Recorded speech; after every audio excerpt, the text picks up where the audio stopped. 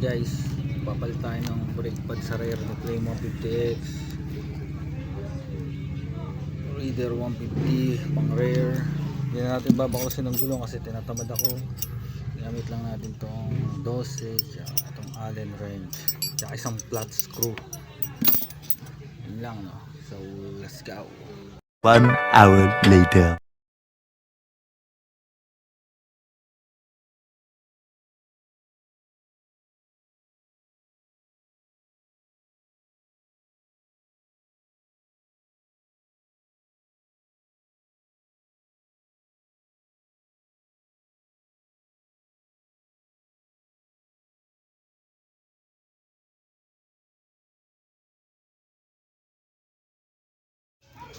So kung ginawa lang natin, tinanggal natin to yung 12 na to, tapos inangat kong ganon para di ko nabaklasin yung gulong. Tinanggal ko tong parang flat screw na to, bara yata yan sa ano, sa pagpasok ng tubig saka buhangin din. Tapos may Allen wrench dyan, baklasin nyo na. Tanggal nyo ng sabat na to, mahulog na to, kukuha nyo. Tapos pag nagpalit na kayo,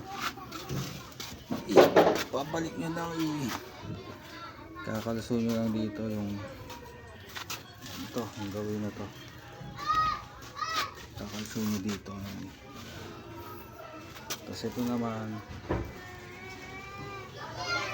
yung gawin dito, dito nyo kakaluso, ayan dito. Yun lang na. Pero bago yung baklasin ito, baklasin nyo muna yung loob, tanggalin yung takip. Kasi pag inano yung piston, aakyat yung ano yan, yung fluid. Kaya tanggalin nyo yung takip nito. Yun lang pagbaklas, parang ginaw baklas ng ginaw. Ano lang yung brake pads na hindi na pinabaklas ng gulong. Ay, A few moments later.